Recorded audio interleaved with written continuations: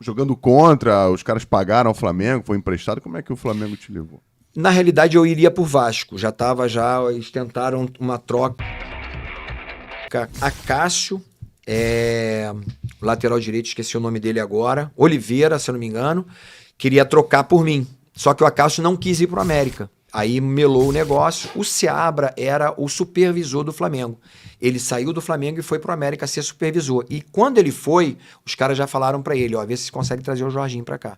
Eu tava muito bem, o Júnior tinha saído, então nunca tive o privilégio de jogar com o Júnior. Quando eu cheguei no Flamengo, o Júnior já tava no Torino, e quando eu saí, depois em 89, o Júnior chegou em 90. Chegou em 90. É pra não ter conflito. E aí, assim, eu acabei não jogando de lateral esquerdo no Flamengo, porque quando foi estrear, o Moser machucou, jogando futebol, a gente jogando na quadra ali do ginásio do Flamengo, sentiu a perna, levantou a perna demais, sentiu a perna. A gente tava com o Guto machucado, Figueiredo machucado, na época eu falei Figueiredo que morreu, que faleceu junto com o irmão do Bebeto, e também, se eu não me engano, o Zé Carlos II machucado.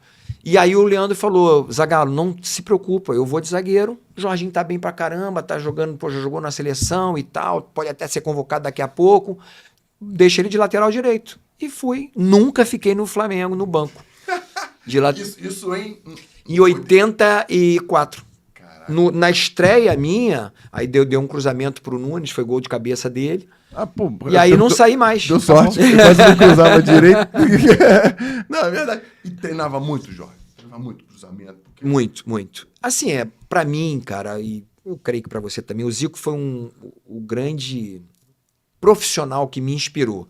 Claro que, como lateral direito, o Leandro era o cara que eu queria, falei assim, eu quero chegar... Eu tenho uma história muito legal em relação do Leandro sobre isso, mas...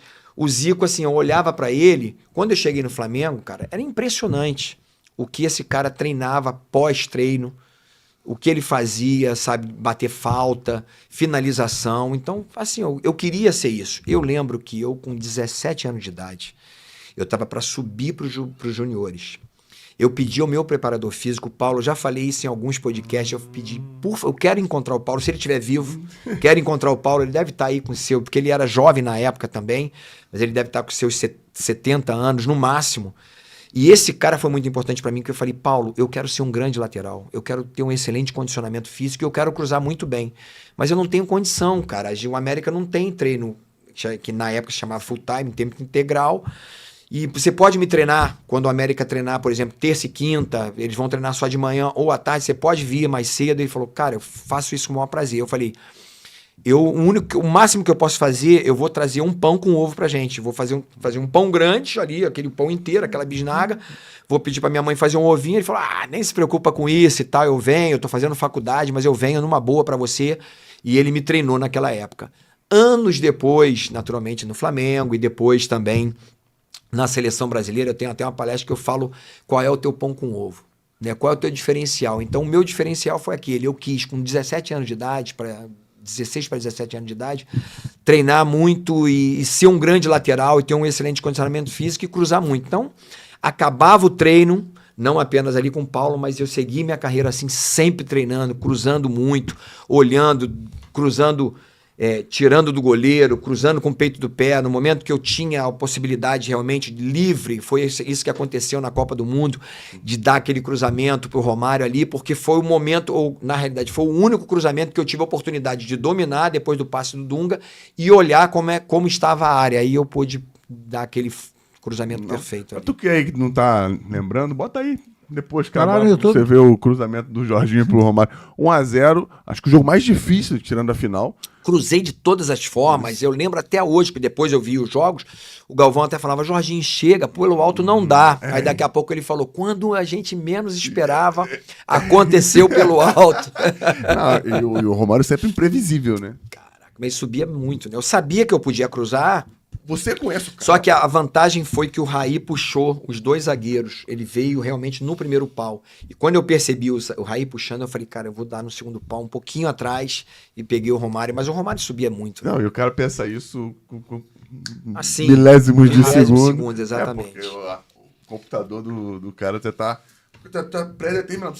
Você conhece o Raí, Isso. você conhece o Romário, você sabe o que pode fazer. Porque às vezes quem tá de fora não entende o que tá acontecendo. E essa é a diferença do profissional. Isso. Essa é a diferença também do cara diferenciado. Por isso que o grande craque, por exemplo, o Messi, merece ganhar o que ele ganha. Às vezes as pessoas falam, cara, é um absurdo. Só que ele chama muita gente para estádio porque ele é diferenciado. No meu caso, como eu não tinha a qualidade do Leandro, técnica, eu falei, cara, eu tenho que ser muito bom fisicamente, eu quero cruzar muito. Então, assim, o meu diferencial é que eu sabia, quando eu tocava na bola, eu sabia onde ela ia. Se ela vinha no primeiro pau, se ela ia baixa, se ela ia alta, eu sabia. Porque é um instinto, uma coisa assim, de milésimo de segundo que eu conseguia ver, ter a fotografia da entrada da área, do que está acontecendo na área e conseguir cruzar. Quer dizer, é assim, alguém diferenciado para aquilo. Não que eu era um craque desse nível de técnico, né?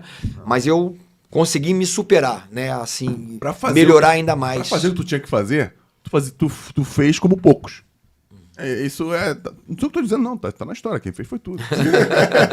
É contigo mesmo. Mas é verdade, cara. E, cara, pra quem joga na posição, pra quem te viu jogar, é importante ver como você usava bem o lado do campo, como você não cruzava qualquer bola, o que a gente faz muito em alguns momentos hoje.